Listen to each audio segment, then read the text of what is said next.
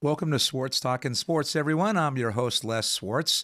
I hope everyone out there had a great Christmas and a safe holiday. So, welcome back for our post-Christmas show and our pre-holiday New Year's show.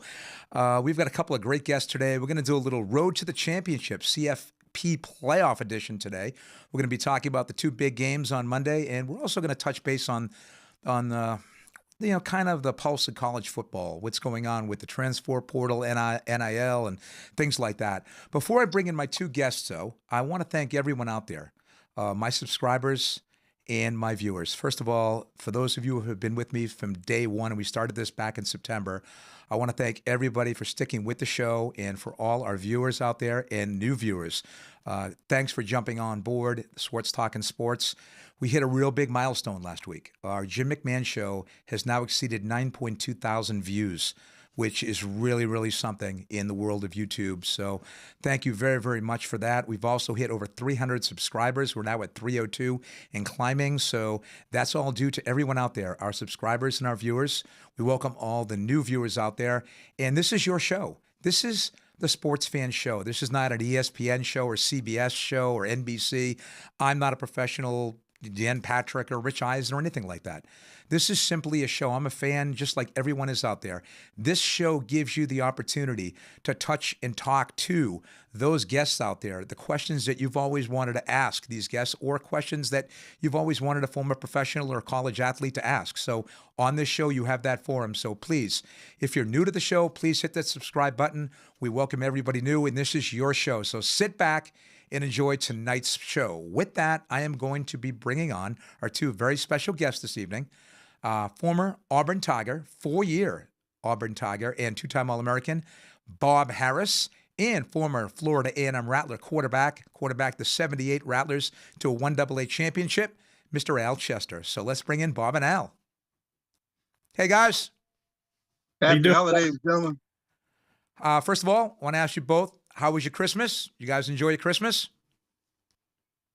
Everything was outstanding, man. I couldn't ask for it any better. Awesome. Bob? Yeah, fantastic. First Christmas with my grandson. So, yeah, a lot of fun being playing Santa Claus. Congratulations. And I bet you make one heck of a Santa Claus. That's all I got to say, Bob.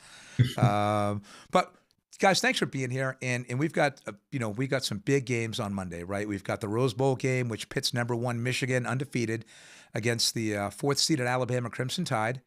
And then in the nightcap in the Sugar Bowl, you've got the #2 and undefeated Washington Huskies at 13-0, and they take on the Texas Longhorns, 12-1 winners of the Big 12. So I'm not sure if they got the 4 best teams right, but they certainly got 4 of the top 6 or 7 in the country right here. So, and before we start, Al, congratulations, A&M 30-26 over Howard in the Celebration Bowl. You guys were down early, 14-0. You persevered, and the Rattlers came through. The mark of a true champion. I tell you what, Coach Willie Simmons and his staff are doing a tremendous job. And again, we can't start the show tonight without saluting those guys and congratulating them on a job well done. And I tell you what, it's been a super season, and had a great time in Atlanta. Played a great Howard football team, but the Rattlers were victorious. Glad to see it. Actually listened to it on the golf course the entire day last Saturday. So great call. Les, and I tell you something, Les. That game was played on the same exact day we played 45 years ago in Wichita Falls, Texas. We won the first Division 1AA National Championship. They finished 12-1 just like we did, and it was covered by ABC back 45 years ago, just like it was last Saturday. I tell you what, that's heavenly divine right there. Well, I think, again, a big win coming back from 14 points down in any game, but in a big game like that, it shows really, really the coaching ability and the intestinal fortitude of that team to make that comeback and win it. But we're here. We're talking CFP playoffs. So let's jump right into it, guys. We've got the first game. You've got Michigan out of the Big Ten, winners of the Big Ten, against Alabama's winning of the SEC. So let's start with you, Bob. I mean, you're an SEC guy, all right? I mean, if actually Auburn had taken care of business like they should have, maybe Alabama wouldn't be in this position, right? Yeah, I think that's true. But they are less. And I'll say this: you give Nick Saban a little over a month to prepare. for a team. I like Alabama's chances, even though they're a slight underdog against Michigan. So, but it should be a fantastic game. I know Michigan will come in trying to run the ball, but I just feel like Alabama's ability to create explosive plays is probably something Michigan hasn't seen in the entirety of this. The teams they played this year. So I think that might be the difference. Yeah, I tend to agree with that. I just looking at the stats. I know Al and I were going over some of the stats today, looking at this. I agree with you. Alabama's got a big. They don't pass for a ton of yards. Milroe hasn't thrown for 3,000, but their yards per catch are in the 14 to 17 yard range, which means he kills you deep, right? I mean, and I think Michigan is vulnerable over the top. I know they got a cornerback, this kid named Mike Sanistrill, who is from Everett, Massachusetts, by the way, back in my my neck of the woods. Pretty good corner, was a wide receiver his first 2 years at Michigan, and he's made the transition to corner. Leads them with 5 interceptions. He has 2 pick sixes on the season. But I just don't think at 5'10", he doesn't have elite speed. He's going to be able to keep up with, Bond and Brooks and these type of receivers that Alabama can throw at you. Yeah, I would agree with that. And I just, from a defensive standpoint, I don't see Michigan just lining up and being able to just run the ball against Alabama like I know they'll want to. Alabama's been a little bit vulnerable to the run this year. I think Auburn rushed for over 200 yards in the Iron Bowl. However, like I said, with Michigan losing, their top offensive linemen, and especially on passing situations, look for the SEC Defensive Player of the Year, Dallas Turner, to line up where Zach Zinter would have been lined up. Right. I was going to say that was a big loss in Michigan, All-American guard. Now, I want to throw it at you, Al, about the quarterback at Alabama, Jalen Milroe. He takes over the reins this year from Bryce Young and has a rough game against Texas to the point where Nick Saban benches him. They barely win the next week against South Florida, and he says, something, he's my best way to go. He's the best bet at quarterback right now. What has impressed you about Milroe? I mean, he's a dual threat guy. I mean, he's a big guy. He's got an arm. He can run. I mean, the ability to bounce back after getting benched against Texas and then taking his team to a national championship. What does that tell you about that quarterback? Well, I tell you what, it tells you that he's resilient and he's a champion. He's a winner. I watched the guy mature from game one to the last the SEC championship game. And again, you say he's a big guy. He's thrown for over 2,700 yards, 23 touchdowns. And when I saw him play early in the season, I could tell it was just a matter of time before he got himself together. The more reps he got, the better he got. And as the season progressed, you could see his confidence level. And obviously, Coach Saban's confidence in him took off after that South Florida game as well. I mean, he didn't play in the South Florida game, but he realized that, hey, if I'm gonna win, I'm gonna give this guy the keys to the truck and let him take us where he wants to take us. And I tell you what, he's played tremendous. He's been a tremendous leader, and he can pull that ball down and take it to the house. And I think that's going to be a big difference right there. But Jalen Milroe is a fine athlete, and he's got to show up a couple of things. But I tell you what, he's a fine competitor, and they've been waiting to get to this stage. And like Bob said, I tell you what, you can't give Nick 2 or 3 weeks to get ready for a championship game, man. I tell you what, and they're going to be tough to beat. I agree 100%. I just think that I think Michigan probably more than ever under Harbaugh physically has put a team together to challenge an Alabama team. I mean, I think they're real strong in the trenches defensively. They're stout against the run. I think they've got the number 2 or 3 best run defense in the country. They got this kid, Chris Jenkins, whose father played in the NFL. And this kid is an athletic freak. They say he benches 600 pounds in the gym. He's just this monster of a guy. They got a couple of nice edge rushers and defensively. In the Big Ten, they don't throw the ball around too much. I mean, he really had to stop Ohio State. I think Bob and I talked about that as well earlier today, is that they really only had a couple of challenges this year. They played Ohio State, and they won that game. And they played Penn State. I think they ran the ball, 34 consecutive times in the second half. They didn't even throw the ball in the second half, really, against Penn State. So I think this is a big step up, and I think Michigan's a good football team. There's no doubt about it.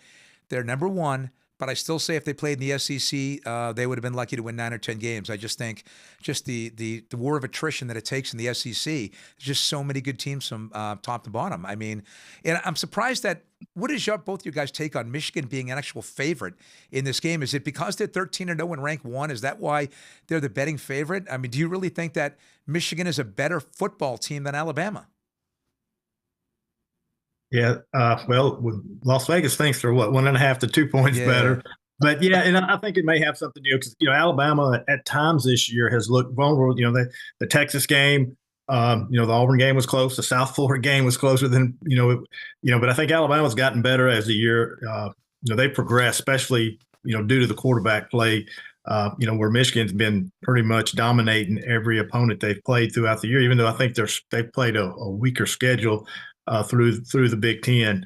But yeah, it was interesting. But I think it has something to do more so with the records and the fact that Alabama has looked vulnerable at times. Yeah, and I agree. I think that the prognosticators see that 13-0 record, and they got to give Michigan the edge. Michigan's played good football. You got to give it to them. But I think the speed of Alabama, they hadn't seen anything quite like the speed of an SEC football team week in and week out. Mm-hmm. And I think that's going to be a big difference. But Coach Harbaugh has done a tremendous job with that football program. And they've had some hurdles this season. They've had a whole lot of speed bumps and potholes to deal with, things that would take some of the life out of a football team. And they've shown some resilience and intestinal fortitude to be a good football team. And so should be a good matchup. But I think that Alabama's going to be a little too much for them. Al, I want to ask your opinion on J.J. McCarthy. What's your opinion on J.J.? And then we have some questions, actually. But I just want to get your take on McCarthy. A lot of people saying if he came out, he'd be a first-round draft pick. Do you see him progressing into maybe a potential NFL-type quarterback? And is he good enough to basically take the game over against Alabama if by some chance Blake Corum is stopped and they stop the run game? Is he good enough to take that team with his arm to beat Alabama? Well, I tell you what, Les, he's going to get an opportunity to showcase his skills on Saturday when they play, Sunday whenever they play. But nevertheless, Harbaugh is an ex-quarterback. So any quarterback that Harbaugh has touched has always done well. And McCarthy is more of a game manager to me as opposed to a great athlete playing quarterback. Does he have arm talent? Yes, he does. Does he have the big arm talent? That remains to be seen. But he's going to get a chance to settle the score, if you will, against a fast cornerbacks, fast defenses, and see how if he can put the team on his shoulders and make it all happen. It's going to be interesting to see. But any quarterback that Harbaugh as coach has always done well. I mean, I think that's a tribute to him. But I see McCarthy more as a game manager with skills. Now, I'm not hating on him in any kind of way. I think he can play, and he's a big kid as well. So, I mean, but I think in terms of answering the mail, can he play on Sundays and really carry a team? We're going to find out this weekend. All right. Well, we've got a couple questions. So back from the abyss, back from the land of COVID, our amazing chat girl Joni is back. And we've got new headphones for Joni, so she can actually listen to the show and she can get the questions in where they need to be. So let's go to Joni and let's start rolling questions. Okay, thanks, Les. So Barry has a really good comment. He says, and I don't think anyone can argue with this, Alabama always plays the schoolyard bully. No fear. Well, that's true. But you know how you beat the schoolyard bully? You punch him right in the nose. That's just my opinion. But guys, I mean, there's no doubt about it. Saban has been ultra successful. If you really want to get down to it, you can make an argument that he's the greatest college football coach in the history of the game. I know it's changed. It's not the 60s or 70s or even the 80s, but what he's done at Alabama through this run when he took over, I mean, he was even super successful at LSU. He won a national championship with the Tigers, and he turned Michigan State around. So wherever he's been good, right? So how in the world, let me ask you a question, both of you. I'm going to go to Bob first. How does Michigan win this football game? Give me 3 quick points or 3 points that Michigan wins this football game. How do they win this thing? Yeah, I think the first thing is, and I think they're going to try to do this to that question, is they're going to try to match Alabama's physicality on the line of scrimmage. And if they can control the line of scrimmage and run the ball at Alabama, and then McCarthy can throw the play action passes, then I think they'll have some success moving the football. But if they're unable to do that, and Alabama dictates when they throw and it's 3rd and long, and they kind of they come after them off the edge, then it could be a long day. But I think it's their ability to control the line of scrimmage, run the football effectively, and limit Alabama's explosive plays. If Michigan can do those things, then it'll be a close game and they'll have a great chance to win it at the end. Al, I'm going to ask you the flip side. How does Alabama, give me 2 or 3 points that you see Alabama, how they can win this football game against the number 1 team in the country? Well, I tell you what, like Bob said, it all starts up front on both sides of the football, on that offensive line, that defensive line. But, I mean, you beat a good Alabama team or anybody's team, you keep their offense on the sideline. That means you got to have control offense, nickel dime down the field, eat up some clock, run the football, be effective running the football. And, of course, you can't deny special teams. That's 3 phases of the game: offense, defense, and special teams. So I think special teams could play a major factor in this game. But a big-time offense, the way you beat them is you keep them on the sideline. But and that's what Michigan's probably going to try to do: run the football, be efficient with the play-action passes, eat up a lot of clock, and keep that big-time offense off the field. And that's the way you have to beat them. That was a good comment there, Barry, and I'm glad we were able to address that. We're going to go with Joni here. Joni, we have questions or comments? We do. We actually have 2. Okay. So Barry wants to know, will injuries make an impact on both sides? It's always the X factor, guys, right? As God forbid, a player gets hurt, especially at a position where there's not a lot of depth. I don't know. I know the backup quarterbacks are suspect at both schools. I think Buckner is already transferred out of Alabama. I think Ty Simpson might be the backup there. I couldn't even begin to tell you the depth chart of Michigan's quarterback behind J.J. McCarthy. But assuming that somebody goes down, a playmaker on each side, who's more equipped to actually handle that better? Who do you think has a more athletic or more talented depth, Michigan or Alabama? That's a great question. I just not knowing that much about the depth. I think they both have quality depth just because of the strength of the programs, and I think we've seen it a little maybe more reflected in Michigan, the fact that they lost arguably their best offensive lineman, and what we're able to kind of plug and play with a next man up there. So, but yeah, in-game injuries are always unpredictable, unfortunate, and it's really just kind of hard to predict how that's going to go. But if it's a quarterback, running back, key receiver, that could be detrimental to whoever that happens to. And I want to double down. I agree. Al, I want to ask you this question. I want to double down on this question. You being a quarterback, you've got your special receiver. Michigan's got a guy named Roman Wilson who's got 11 touchdown receptions. He's obviously J.J. McCarthy's bread and butter, especially inside the red zone. You're a quarterback, and you've got that special timing and that chemistry with that guy. During the game early, what happens if all of a sudden your guy, the guy that you've got that connection with, goes down? How do you somehow get others involved to the point where, you've got such great familiarity with this one player and you've been super successful with him? Are you able to just move on and just go to the next, number 2 option, number 3 option, things like that? And how would that affect your game as a quarterback? Well, you know what, you practice with all these guys every day anyway. Mm-hmm. But if football is a violent game played by violent people, and things like that happen. People get hurt. Mm-hmm. But how do you adjust? I mean, this is for all practical purpose, a national championship game, and so it's like Bob said. I mean, the next man up is crucial, and you can't let that take anything away from you. Use that as an inspiration, if you will, to try to get the next guy ready to go. And I think that they got quality depth at receiver. And you may have one guy that you targeted a lot during the season, but they got some players on at wide receiver. I don't think they're going to miss much. Has he been catching a lot of passes? Yes. Has he been effective? Yes. Will it have an impact? It might slow you a second or two, or a play or two, but it shouldn't have a major impact where you say, well, this guy's down and I'm done. As a quarterback, you got to find somebody to get that ball to. You read the coverage, you throw the ball where the guys are open, and let it play out. Let's see how it all plays out.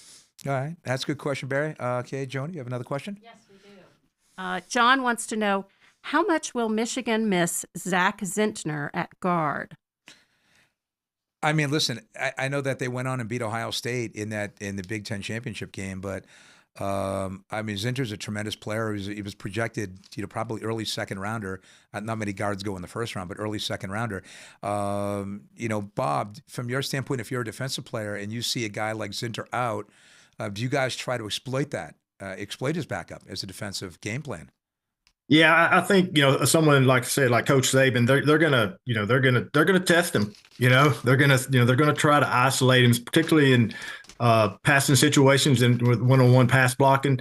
Is there a drop off in their ability to do that? And they may do that with twist and some stunts up front to get him, to see how he does. But I'm pretty sure that the Alabama coaching staff will definitely, test that, that position just to see if it can hold up. All right, John, excellent question. Joni, another question? Or? Yeah, not to belabor the Michigan Alabama game, but we do have one more question. Okay. John asks, can Michigan pass enough to prevent Alabama from putting 9 or 10 in the box? That's Al. Can Michigan, is J.J. McCarthy able to force the ball downfield and really stop them from just gaining up in the box and just stopping Blake Corum? Well, JJ has a quarterback rating of 170. Okay. I mean, he's passed for over 2,600 yards. He's got over 19 touchdowns and only 4 interceptions. So he's efficient and effective throwing the football. So the answer to them, I would say yes. Okay. I think that he's been in those big contests before. This is that great contest that you've been waiting for all year. And he's that kind of caliber kid. I mean, and of course, I echoed earlier about his tutelage under Coach Harbaugh. And I expect him to have a superb game. All right. Well, before we go to some more questions, let's change gears here, and we pretty much talked Michigan, Alabama. I think we're both. If I'm going to give you guys both a prediction real quick, who wins the game, Bob? Michigan or Alabama? Who are you taking? If you were the book, who are you taking in this game? Anytime I can get Alabama in points, I'm taking Alabama in points. But do you think they'll win the game, not just cover? Do you think they'll win this? Yeah, I think they win outright. Okay, so you got Bama winning outright. Al, does Alabama win this thing outright? I concur. Alabama should handle them without a problem. I think it's going to be a little bit bigger than a more lopsided game than people realize. Okay. I hope it doesn't, because I'd really like to see the semifinals be competitive, but it just seems like for some crazy reason when there's an SEC team in it and they're playing a non-SEC team, it's always a blowout. So we'll see what happens there. Now, the second game and the most important game to me is my Washington Huskies. We got the helmet here, my Huskies. The number 2 ranked, 13-0 undefeated, probably the most explosive team of the 4, I would say, especially passing with Heisman finalist Michael Penix Jr. And they play the Texas Longhorns, who handed Alabama their only loss in Tuscaloosa early this year. So, again, this is an interesting contrast. I think that Washington throws the football a lot. I don't think Texas stops the pass very well. They're great against the run. They've got 2 absolute beasts inside in Sweat and Byron Murphy. I mean, these guys are monsters. I think combined they're over 700 pounds. That's a lot of beef. And I just think it's going to be very difficult for Washington to run up between the tackles. But I think Washington has the ability, and we'll go to Al first. You got Penix back there, and you've got those 3 great receivers that are all going to be playing in the NFL. Do you think that if they spread out Texas, that they could really exploit some one-on-one matchups outside? I tell you what, this is going to be a great matchup, man, because Penix, I tell you, been lighting it up all year. Mm-hmm. That left hand, man, that ball spinning a little different than the right-handers, but he's been having a fantastic year, over 4,200 yards, 33 TDs, and only 9 interceptions. But now he's got the 3 great receivers. And one of the strengths to Texas defense is their secondary. Yeah. And they're going to be matched up. And again, when you play that great contest, you don't worry about it. You can't think about it. Even look back at the previous 12, 13 games that you played. The new season starts on the next game. So I think that Penix, with his play action pass, he got the great running back in Dylan Johnson and his 3 receivers, because they mix up so well. They have great play calling. I think that's going to be efficient and effective. However, now Texas got the number 1. They're actually 3rd overall in defense. Defense win championships. Mm-hmm. So I think this is going to make this a great matchup. This might be the better of the 2 games, because Texas has a stingy defense. And I know Coach is going to have Sarkisian going to have those guys ready to go on game day. Now, Bob, on the Texas side, you've got 2 transfer quarterbacks starting. You got yours, who started his career in Ohio at Ohio State, and you've got Penix Jr. Both Big Ten guys started his career at Indiana. So does Texas have enough? I think Jonathan Brooks, I know he was banged up at the end of the year. He's their number 1 running back. He's their number 1 option on the running. Do they have enough offensively on the outside to keep Washington honest? And do you think that they can drive the ball on Washington? I mean, I think, again, to Al's point earlier in the other game, is that sometimes the best defense is a good offense, right? Is to eat up the clock and keep Penix in that explosive receiving core on the sidelines. Does Texas have enough to grind it out, and just grind down Washington? Yeah, I think that'll be, the kind of the telling signal of the game there, because Texas is, they're an elite defense. Now they're really, really good on defense, and that's really, then they're led up front, like you said, by those two big tackles. And then, you're going against, probably the nation's most explosive offense in Washington. What Penix has done with those, receivers is just incredible. So, yeah, I think the question will be, can Texas keep up, scoring wise? And I think this will be a high scoring game. Washington's defense has been suspect to give up points this year. I think they're, especially in third down situations, they have like a 40%, conversion. So, which is extremely high for a defense. So I think it'll be, kind of a battle of, can Texas match, the scoring potential that Washington will have, and can Texas defense limit some of those explosive plays? But I would think, and Sarkisian, well, he's going to have a great game plan coming in, and there's no question about that. I think Al mentioned that he's gonna have them ready to go, and they'll have some explosive play opportunities as well. So, but yeah, I'm really excited about this game just because I think it could be one of those 45-42 type games that I know Al's going to like to see it, being a former quarterback. I know you don't like to see it giving up 90-plus points, right? But I just think that this is an NFL scout's dream. I mean, there's NFL talent all over the field, both offensive and defensive. I think the three wide receivers at Washington, I think Rome Odunze, number one out of the University of Washington. I know Marvin Harrison Jr. gets a lot of the ink, and I know he was a Heisman finalist. It's just my humble opinion. I think Odunze is going to end up being the better pro. I think he's just tremendous. I've never seen a guy that size with the body, the acrobatic in midair, just the body positions he does to make catches. And once it hits his hands, he does not drop the football, and he's great after the catch. Xavier Worthy, the wide receiver out of Texas, is big time. I mean, he'll kill you on the return game, too. He's a flat-out burner. Yours has been spinning it well, and he's getting a lot of pressure. Remember, you got Arch Manning. Everyone's clamoring for Arch Manning to come in. And as good as Arch Manning's potential is, how are you gonna kick yours to the curb? I mean, the guy put up 3,600 plus yards or something, threw for a ton of touchdowns. The two games he missed, they did win them with their backup, but their offense kind of sputtered a little bit, and then he came back in and picked it back up again. But if you're picking this game, again, we're doing the book here. You're picking this game. Forget about the spreads, just outright. Bob, who wins this game, Washington or Texas, and why? I'm gonna lean towards Texas. Wow. And the reason is maybe because I'm a defensive guy, but I think their defense is a little better, and they get one extra stop, and they're able to outscore Washington by maybe. I think it's going to be close, 3 or 4 points. Okay, so you like the Texas Longhorns. Al, who wins this thing, Texas or Washington, and why? I like Washington because of Penix and what he's been able to do this year. He's guided these guys through some tough games, some tough situations. They had to come from behind several times. Not shortchanging Sarkisian in Texas, because defense win championship, offense sell tickets.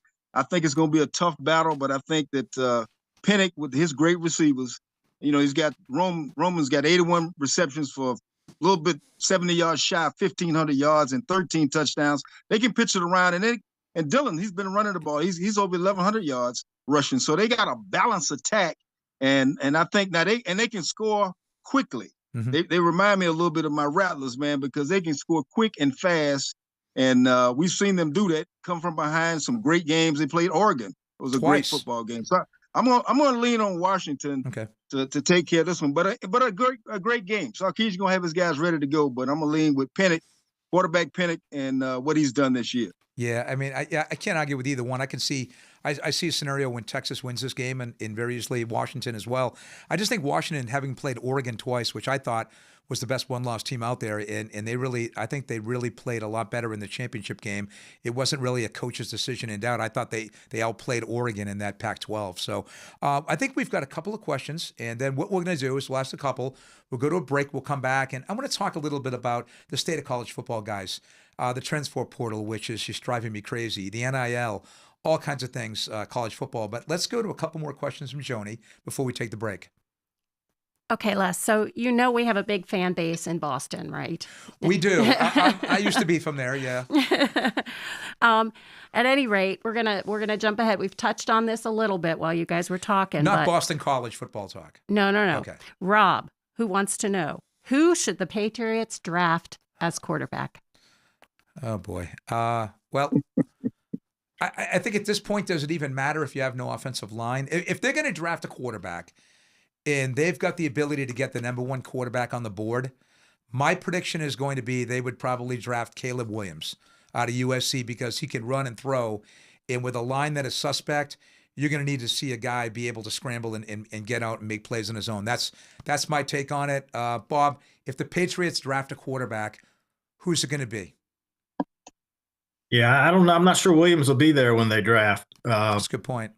But yeah, I think he's the highest rated guy going into the draft. Now that may change through the combine and in the Senior Bowl, the interviewing process, all that. So, yeah, Penix would be a good choice as well. I like the way he throws the ball. Yeah. Yeah. What about somebody like a Jaden Daniels, who's kind of really exploded onto the scene, wins the Heisman Trophy, or North Carolina's Drake May, who a lot of people on the draft board have going in the top 10 picks. Would you see Bill Belichick actually drafting a quarterback and pretty much blowing things up in New England and starting all over?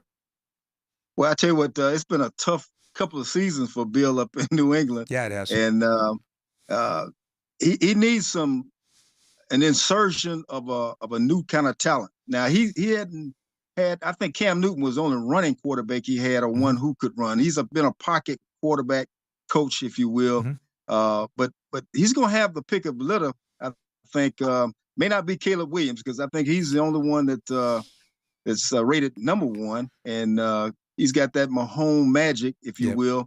But it's going to be some other guys out there, I think, when its time comes around. He always seems to find players, man, that nobody else seems to know where they come from. And then, I mean, everybody knows the story about Brady. But right. I mean, he finds those guys, man, but you still got to have people up front. You still got to have a supporting cast. I don't care if Brady's playing quarterback. If you don't have anybody pushing people around, opening lanes for your running backs, blocking for your quarterback, having talented playmakers outside and in the backfield, it doesn't matter who's playing quarterback. So it may be more than just a quarterback issue that New England is suffering from right now, but they could add some talent at that position. All right, Rob, good question. We've got more questions out there from our viewers, so let's go to Joni. Okay, John asks, Al, this is specifically for Al. To Al. Will Penix be a good pro? I think he has a long motion and throws off the back foot too much. Thoughts? Ooh. Penix, you know what? He's a lean 6'3.5" left-handed quarterback, and I haven't studied him enough to look at his technique to that. All I know is he gets the ball where it needs to be on time with a lot of zip on it. So, it's hard really to tell if a college kid is going to be a great pro, because you have kids who are great college players and not necessarily good pro players, and guys who turn out to be better pro players than they were college players. Mm-hmm. I think it's the system and the scheme that they play in, and the system and scheme that they go into in terms of pro football. But all of them are talented. I'm happy and excited that I think they're going to get some superb opportunities. And when they get there, the team and the coaches got to be smart enough to build the team around the talent that they have and let those kids play their game. Yeah, I mean, I think he's got a big arm. I know he spins it well. I totally understand what John's saying. There's been a couple of games where he's gotten away with it because of his arm, where he's kind of backpedaled a little bit, thrown off. And in the NFL, those windows tighten up a little bit. And, you try to throw off your back foot a lot. Ask Josh Allen. He's made some bad picks this year, as did Patrick Mahomes last Sunday in the game, throwing off his back foot and went for a pick six. So you can have great arm talent, but sometimes, you've got to set your feet and you got to let it go. So good question there, John. Do we have any more questions? We've got one really good one from Tech for Fun. Right. That's kind of, again, thought-provoking. Okay. What positions require the highest IQ? The highest... Well, I don't know, Bob. We'll start with the non-quarterback first, because you're probably going to see linebacker or safety. So go ahead. Any defensive player requires a whole lot more IQ than any offensive player. Everybody knows that, right? No, I think the quarterback by far, just depending on, especially the offense you run, but they control so much from the play calling to the audibles. Sometimes they set the protection as well. I think arguably my experience has been your quarterback and your center along the offensive side of the ball. Defensively, yeah, it's your linebacker who typically controls the defensive fronts and your safety, either your free or strong safety that controls the secondary coverage. All right. I kind of knew you were going to answer that one. Now, I know what Al's going to say, because Al's going to say the quarterback, because it's not a punter or a kicker. So, Al. It's no question it's the quarterback. But in today's football, though, you have to have the aptitude to play the game. I mean, you have to be cerebral to play your position and understand your position. So I wouldn't shortchange anybody out there, but the guy, like Bob said, who controls everything, the brain trust, if you will, on offense is the quarterback. Everything runs through him. And then obviously on defense is usually that Mike linebacker and our strong safety. It depends on the scheme that the team is running, but obviously it's going to be the quarterback. Those both good answers and a good question there. Thank you so much. Well, we're going to come back. We're going to talk a little NIL. We're going to talk transfer portal, and then we'll bring in the book because he wants to give his predictions on who's going to win the CFP playoffs on Monday. So we'll be right back with Al, Bob, after this.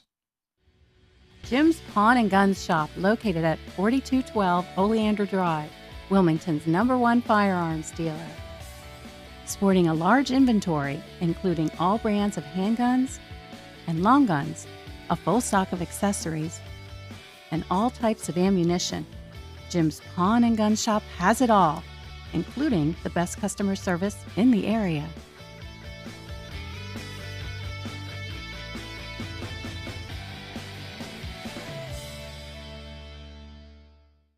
Before the lights go out, call Wilmington Generators. We offer the lowest price and a 10-year warranty for all Briggs & Stratton installations. A Briggs & Stratton powers more of your home for less money. Call for a free quote. Wilmington Generators. We play with power. Welcome back to Swartz Talkin Sports. I'm your host, Les Swartz. Thanks again to all the viewers and the subscribers for tuning in today. A record 9,000 plus views last week and over 300 subscribers. Yes. Next up, we want to hit 500 subscribers, and we want a show to do 15,000. So with these amazing guests and this great football commentary, I'm expecting 15,000 views. No pressure, guys. But we talked a little bit, we talked a little CFP. Let's talk about transfer portal. Let's talk about NIL. Let's talk about the state of college football right now because, I think we're all traditionalists here, right? And I know before the show, Al talked loyalty, and there really isn't much left anymore in football, in college anyway. Just looking at this thing, 532 players have entered the portal so far since it opened up a couple weeks ago, which is mind-boggling to me. Over 35 quarterbacks have entered the portal, including quarterbacks that played for teams in the top 10, and they were going to be coming back next year to start, and they decided to transfer out. So I'm going to go with Al. Let's go with you first. What is your take on the portal? And let's let everyone know. Back in the day, the way I'm saying it, back in the day is like when we had covered wagons. But when you guys played in the 70s and in the early 80s, you couldn't just transfer to a school when you wanted to. In Division I, if you transferred to another Division I team, you had to sit out a year. Unless you drop down to 1AA. Bob was telling me earlier that if you transfer within the SEC, you had to sit out 2 years. Now you've got guys transferring 4 straight years. I mean, what's your take on where it's taking college football, Al?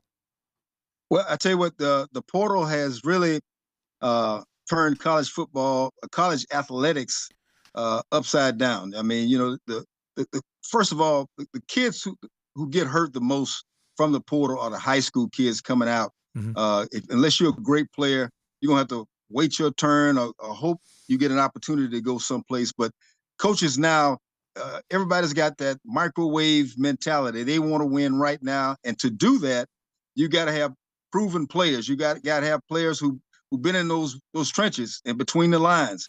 And so coaches are looking for those type players. But now it also give kids opportunities to transfer when they don't feel like they get an opportunity to play, to resurrect their careers. And we've seen a lot of plus and minuses to that.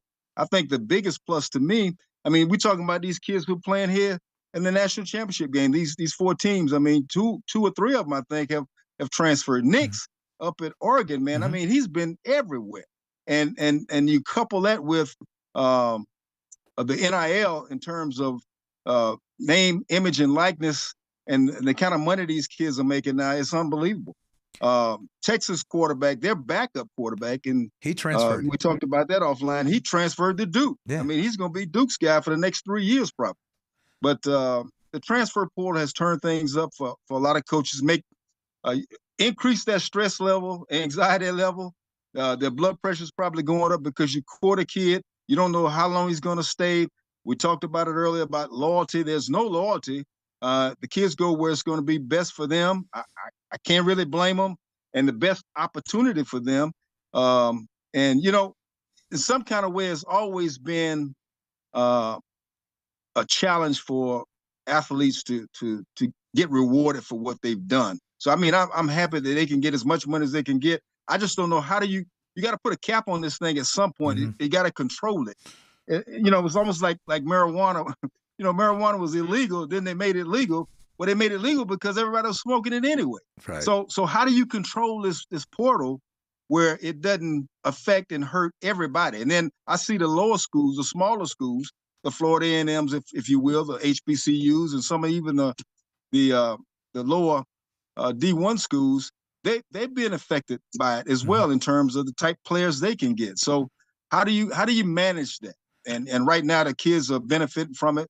And you got some of them, like we talked earlier, making more money than some of the guys who are playing in the league. And NBA, WNBA players, you got some of the female basketball players who are making more money than they would in the WNBA. So it's all about an opportunity to enhance their personal situation and showcase their skills. So we'll have to see. That's how it plays out. I mean, it'd be interesting to see what the NCAA.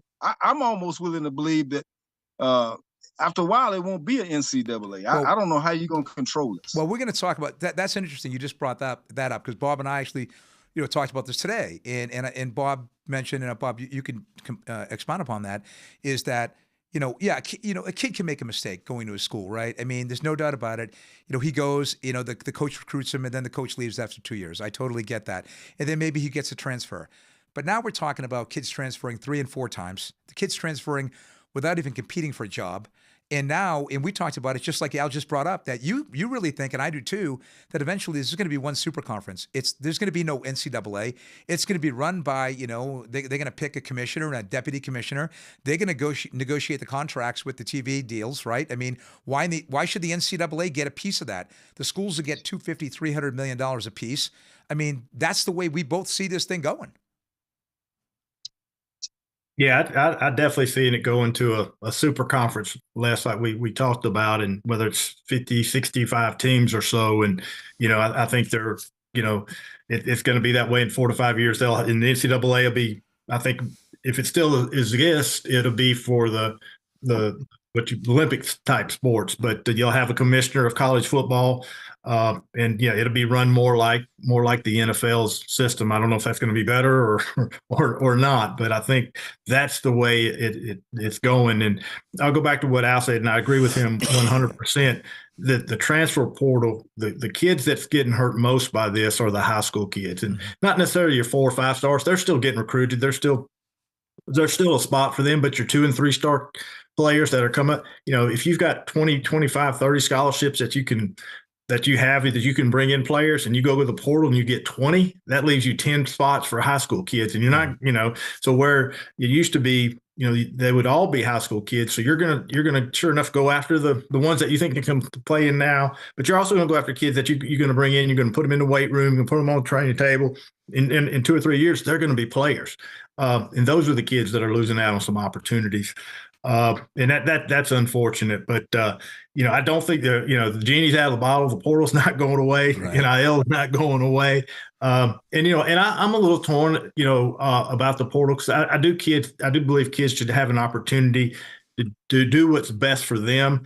And as 18, 19-year-old kids, a lot of times you don't know what's best for you. You're kind of figuring out. But the flip side of that is, a lot of those kids, they're losing out on developmental opportunities and allowing, they're not coachable like we were. Or, I'm the old guy, get off my yard mentality. But a lot of these kids don't, they don't want to put in the time and be developed. They want to Al's point, it's a microwave society. They want to play now. They want to get rewarded now. So I think you just got to find a balance there.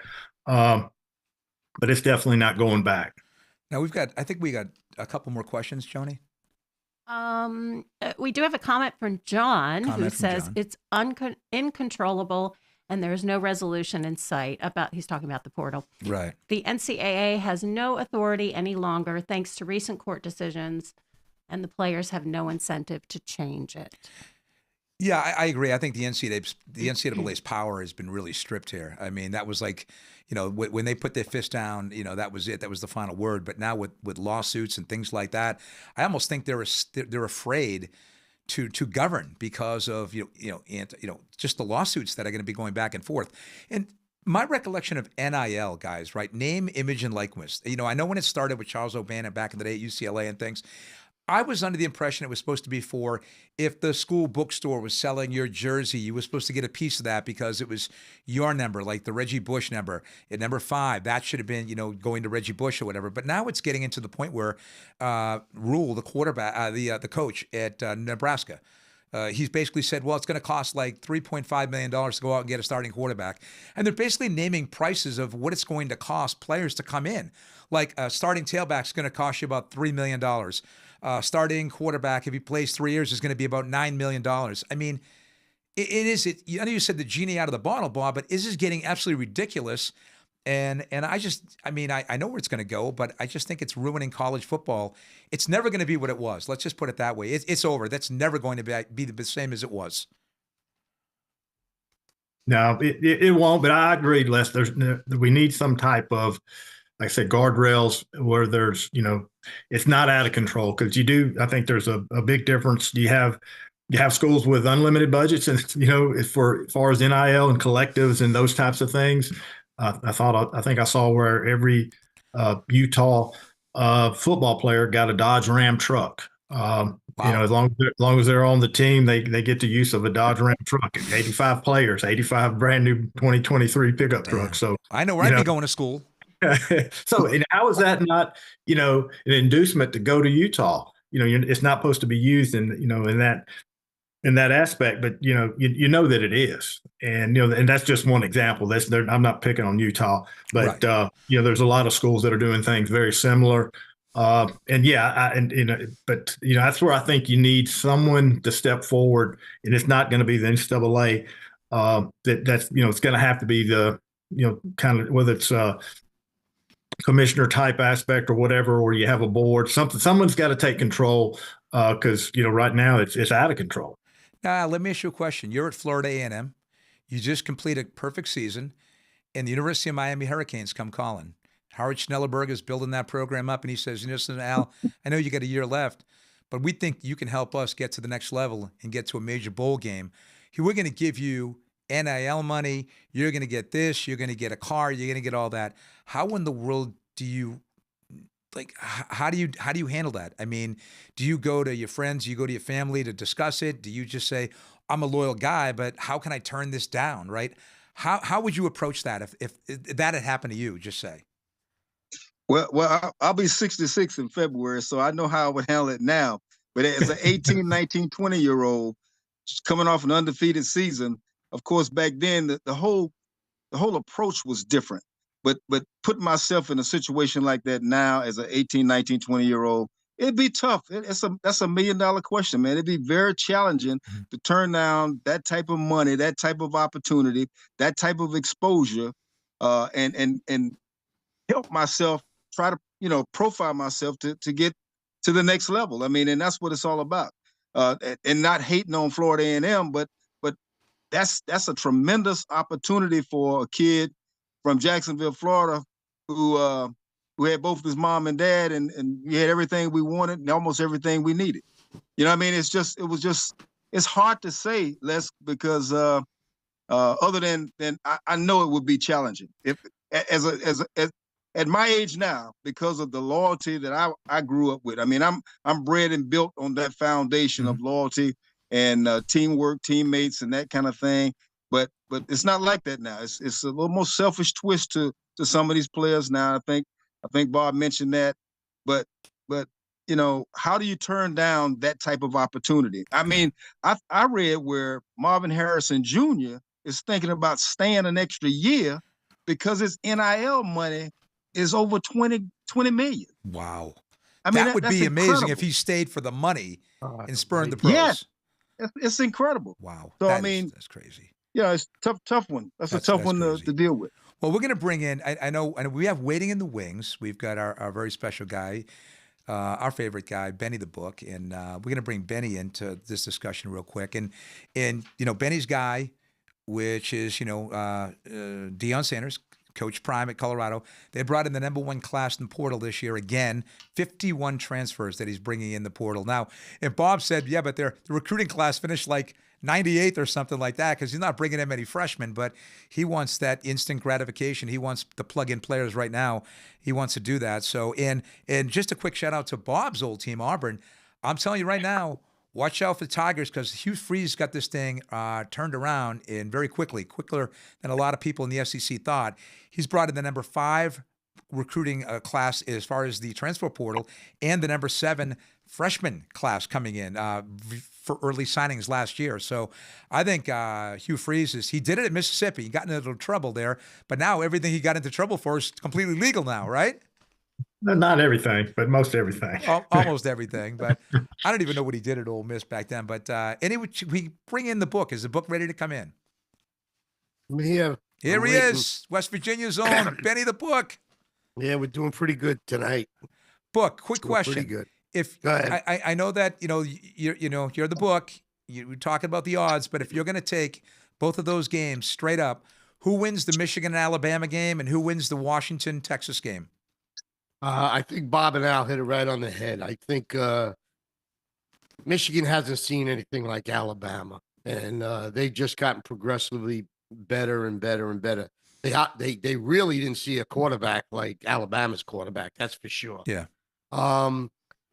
I do think that Alabama is going to win this game pretty easily. Coach Saban, he's the best. You know, I mean, you give him all that time to prepare for this team. I don't see Michigan putting up much of a fight. Wow. And the other game is really so you think Alabama's gonna take him to the woodshed or what? Yeah. Okay. Yeah. I'd say I had to make a prediction. I'd say 30 to 13. Wow, big win. You know, okay. And what about my Huskies? That's a really, really good game. You know, I'm a Big 12 guy. I was really impressed with Texas, but Washington, they have the best offensive line in the country. They were voted the best offensive line in the country. They're much tougher than people think. You know, they don't take the Pac-12 as being tough, guys. I do think it's going to be obviously the under/over 63.5. So I think Bob's right. It's going to be one of them high scoring games, and I think Washington's going to pull it out. I think it's going to be an Alabama-Washington national championship game. Okay, all right. Now before I know we're going to come back, Benny. We're going to pick the NFL games this week and things like that. But before I let Al and Bob go, I want to ask them both the question. And do we have any questions? No questions. Okay, so my question is this. I'm going to go Bob first, then Al. If you're coming out right now, Bob, based on what you went through way back in the day in the 70s, right, coming out to college, and you're getting recruited right now, what are the top 3 things you're looking for to actually have you pick a school? Say it's Auburn, Alabama, Georgia. Those are the 3 teams that are coming at you, and you've got to make that decision. What are going to be the key factors in you actually making that decision based on today's landscape? Yeah, that's a great question. I think one, ability to play early. Okay. Can I come in, compete as a freshman and play? Secondly, I think the NIL opportunity has to be there. Okay. And then I think thirdly too, it may not be as prominent as it used to be, but because hopefully the majority of these kids are getting a college degree. But I still think you have to factor in, the educational part of it. But that's probably not in the top 3 for most of them. But I think the ability to play soon, NIL, and if I'm a 4 or 5 star, then the rally would be then. And this might even be number one is, who can I get developed in, who's going to get me to the next level? Okay. All right. Al, same question. If you're coming out right now as a high school kid, you got University of Miami, you got Florida and Florida State looking at you. What's going to be your ultimate decision as to where you're going to go and why? Well, I grew up in Mr. and Mrs. Chester's house, so the first thing I'm going to say is education. I got to make sure that they offer the discipline that I want to chase after I get done playing football. Obviously, playing early is very attractive. You always want to get out there and play early, and then and I always like playing close enough to home where friends and family can see me play. The NIL piece, obviously, you drip that in there. That's got to have some factor in there. But those 3 things: the education, playing early, and playing close to home so friends and family can see me play. I think it means the most to me. Yeah, those are some good answers. I know it's difficult now based on things today, which we knew back then, right? So, but I wanted to take this opportunity to thank both, Al Chester and Bob Harris for coming on and really talking CFP playoffs. I think we're in for some great games this coming weekend. I think it's on Monday. The first game's at 4, and the second game's at 8 o'clock. You got the Rose Bowl followed by the Sugar. So, guys, I really appreciate you taking time to come on. Like I said, let's get 15,000 views for this show. That would be outstanding, right?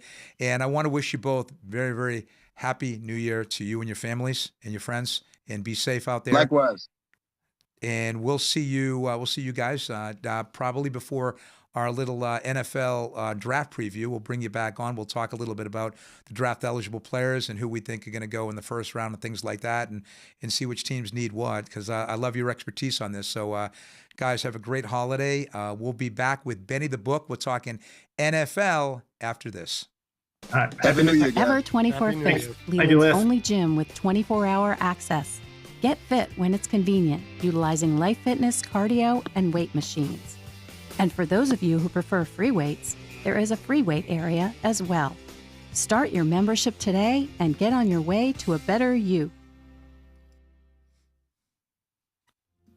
6 Happiness. Enjoy fresh Asian cuisine in a relaxed and friendly atmosphere where we believe good times deserve great food. Featuring the best sushi chefs in the Leland area. So come on in and we guarantee you will be delighted.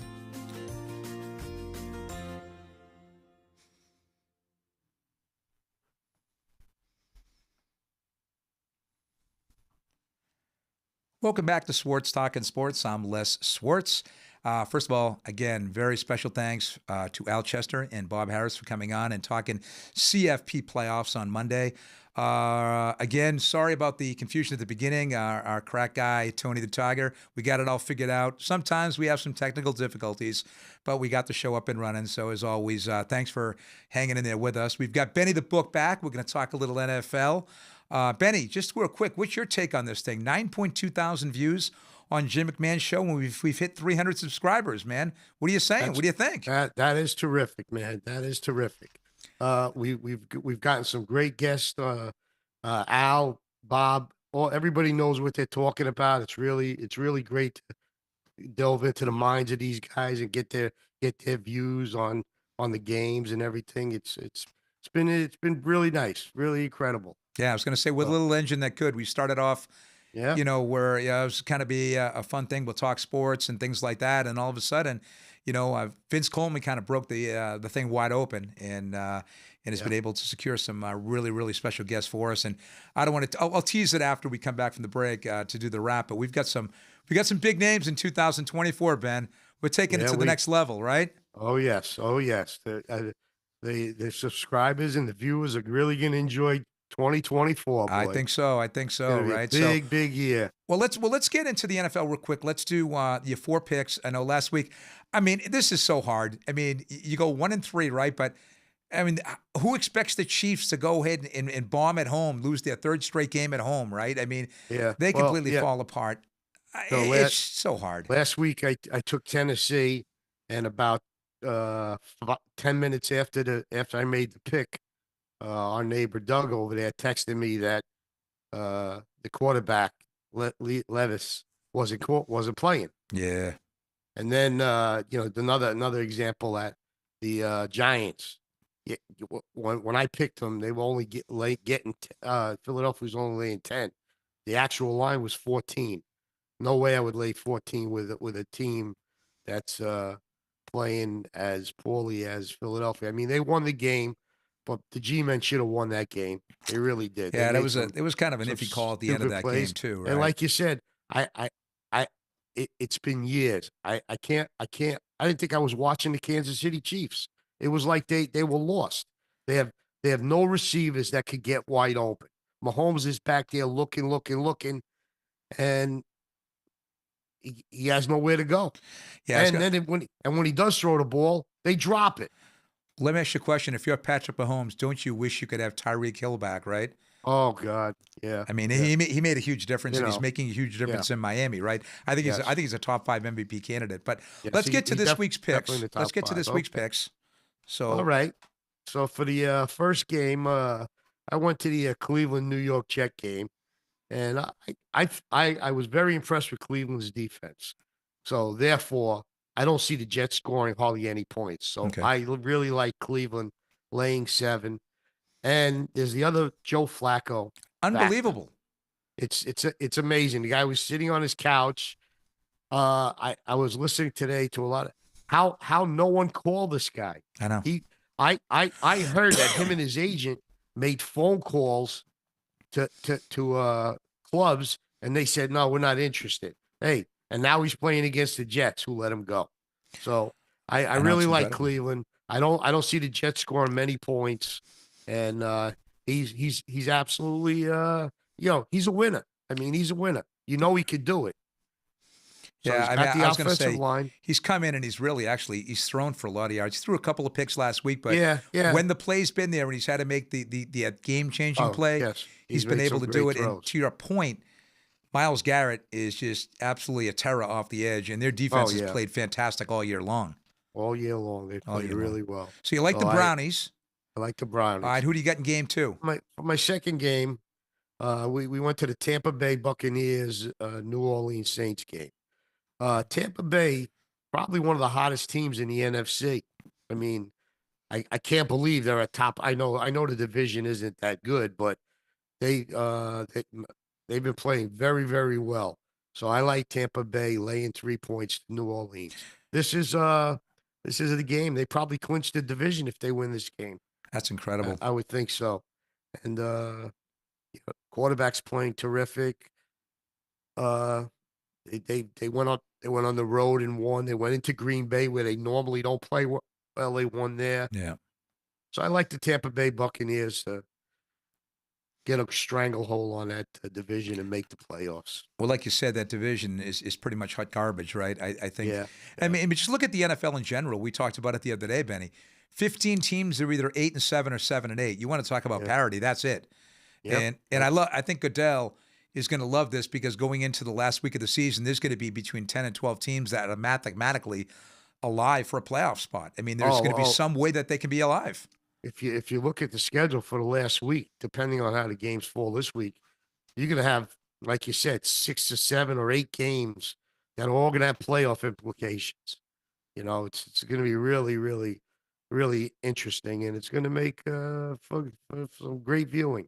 All right, so you like the Tom Brady less Tampa Bay Buccaneers being led by Baker Mayfield in the second game. How about game number 3? All right, we're gonna go to the Chicago Bear Atlanta Falcon game. Okay. Bears. Look at the playing well. The Bears have been playing well. They've been playing very, very good. Atlanta doesn't play very well away from their home in Georgia there. So I like the Chicago Bears laying the 3 to mathematically probably wipe out Atlanta from the playoff picture. And I think the Bears won 4 or 5 games in a row now. I think at least 4 out of 5. Ben, interesting. A tale of 2 quarterbacks here. You've got Justin Fields that struggled early. He's really started to put it together in the 3 and 4 wins he's done. And then you get Desmond Ridder, who was the 3rd-round pick last year out of Cincinnati, and he's really kind of like really regressed this year as it's gone on. He's better at home than on the road, but really hasn't got taken that benched. next step up though. He got benched last week. Got They didn't benched. even, they didn't even start him. Yeah. You know, and I think Arthur Smith there is going to be in trouble because Mr. Home Depot, Arthur Blank, is not going to be playing around too much longer. He could find himself out of a job if they don't actually get a playoff spot this year. So you like the surprising Bears. Chicago Bears over Probably the gonna Atlanta have to- Falcons, and who do we got probably for gonna your have last pick? I like the Houston Texans against Tennessee. Okay. Stroud should be back this week. Okay. I know he started practicing this week. They're laying 3.5. That half a point is a big. I'd like Houston a lot more if they were only laying 3, but could always buy it down, down to 3. Pay a little extra juice, but I like the Houston Texans back with Stroud. They've really rallied around their coach and good young team. And That's another Tennessee- division, Benny, that's really kind of Jacksonville, look like maybe a favorite, one of the 3 favorites in the AFC. They've really taken a nosedive the last couple weeks. I know Lawrence has been banged up a little bit, but they really have not looked good. Tennessee, not a good football team right now. Houston, definitely on the rise. D'Amico Ryan's, done a tremendous job as a head coach and drafting Stroud and Will Anderson on the defensive side of the ball. But, they're just Indianapolis is still alive for a playoff spot, with Gardner Minshew playing and, they're running a Jonathan Taylor. But I don't see anybody really coming out of the South as being a serious threat to anybody like either Baltimore, or Miami, or Buffalo, or somebody like that. Yeah, Jacksonville, the quarterback, he has never missed a high school, college, or professional football game, and that's going to be in jeopardy this week because he did do some. I don't think he did any damage to his shoulder, but it's very sore. He threw right after he got hit, and he threw the first throw. He was grabbing for his shoulder. He was, he could tell he couldn't throw the ball normal, but you're gonna have to wait. It's too early. It's kind of early in the week. I'm sure he hasn't practiced yet. So, All right. So And let's that'll be tough. recap. You Okay. like the Cleveland Browns. You Yep. like the Tampa Bay Buccaneers. You like the Yes, Chicago Bears and the Houston Texans. Houston Texans. And if we go Hopefully- 4-0, that puts you to 34-33 on the year. Okay, we'll do. I'm doing my best. No, what do you- absolutely. You can't expect any more. Listen, Benny, it's been incredible, just picking the games this year. But as you said, picking them on Tuesday puts you at a disadvantage. But it's just been so many difficult games to pick because, the favorites have been losing. The underdogs have been pulling massive upsets on the road. It's just, you can't even make sense of anything that's going on. Brock Purdy throws 4 picks against Baltimore at home. I thought Baltimore was good. I thought Baltimore was going to take them. And that was another game when I told you I picked San Francisco. I said the only thing is that was that 5.5 theory, and sure enough, it worked out. I mean, very impressed with the Ravens. Watch out for the Ravens. Very impressed. Yeah. I didn't realize their defense was that good. Yeah. Those It's 2 really linebackers they have are unbelievable. Fast. They really, McCaffrey in the first half he ran very well, but they were all over the place. They were all over the Benny, place. they basically built right now to defeat a team like the old Kansas City Chiefs. They've got speed on linebacker. They can cover the tight end. They can cover the backside of the backfield. They can lock down corners, okay? They run the football, and the X factor is Lamar Jackson because you just cannot prepare for a guy that electric. I mean, you cover their receivers, and what happens? He'll kill you with his feet. You just cannot simulate that type of speed. The defensive coordinator said he's a 2-play player. It's you put a defense for the first play you think they're going to run, and then moves around back there, and next thing you know, he's running or he's buying time, and he does buy a lot more time than he used to. He used to run very quickly. Now he moves around in the pocket, and he's got wide receivers to get wide open then, and that makes him way more dangerous. Yeah, I definitely think so. I think he's definitely developed more as a passing quarterback. But listen, let's hope you go 4-0 this week. I'll see you tomorrow on the golf course. Yeah, I want to wish everybody a happy New Year. All the viewers, enjoy all the college football games. Which half of most of the guys don't even play in. So, I hear you. I think New England, just to give you a little thing, I think New England will go Drake May. Okay, Drake May. think- We'll write that down. I If think they New have England's if they not have even a going to take a chance. quarterback, but I think they'll look towards getting a trade for Cousins or something. But Yeah. let's Yeah. take a look and see what happens there. But we'll see you tomorrow. Wish you the Okay. best, Benny. Happy New Year to you and Lisa. Take care, everybody. And we'll be Have a right great back New Year. after this.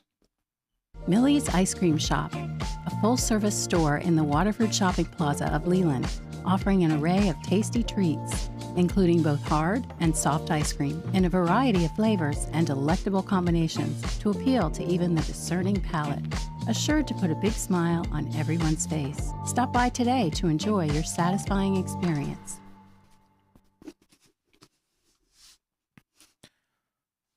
Welcome back to Swartz Talkin Sports. I'm your host, Les Swartz. We're doing the wrap right now. Again, I want to thank Al Chester and Bob Harris and Benny the Book. And speaking of books, we've got right here, The Last Enforcer, Charles Oakley. Charles was nice enough to pub that on our show with Charles. And I got a copy of the book, started reading it. Great read. He's got some great stories in here. So I definitely recommend The Last Enforcer by Charles Oakley. Fantastic book there. And also On-Field Productions for the helmet, the University of Washington Huskies. Hopefully the national championship helmet. That would be great. So On-Field Productions, thank you very much for that. And again, as always, hit that subscribe button. And again, a special thanks to all our viewers who have been there from day one, who have jumped on board through every show. Our subscribing fan base, which is going up and up. Again, this is your show. This is the fan show. You tell us what you want to hear. Please comment. It's huge. If you could just hit that comment section, anything about the show, which way you want the show to go, what type of guests you want on. And I'm going to tease a few guests because Benny's right. We've got a big 24. We've got players like Eric Dickerson. We've got Jerome the Bus Bettis. For you hockey fans out there, we're looking at Jeremy Roenick, maybe the second greatest American-born ice hockey player ever. So we've got some really, really big names coming up in the next few months, January, February, March timeframe. So please stick it out with us. Continue to hit that like button, subscribe, and comment, because that's what's going to drive the show, right? It's a fan-driven show driven by you guys. So please just let us know what you want us to do next and what you want us to talk about, and I will do our best to make it happen. 4, Joni, my amazing chat girl. 4, my producer, Tony the Tiger Smaraldi. Everyone here in Swartz Talkin Sports, wishing everyone out there a very happy New Year and safe New Year. Thanks, everyone. And by the way, just real quick, we will not be here on the 3rd. We are taking a much-deserved week off, but we'll be back with our first show of the year on January 10th, and we've got a doozy. It's going to be big. We'll start talking about it next week. But Happy New Year, and we'll see you in 2024.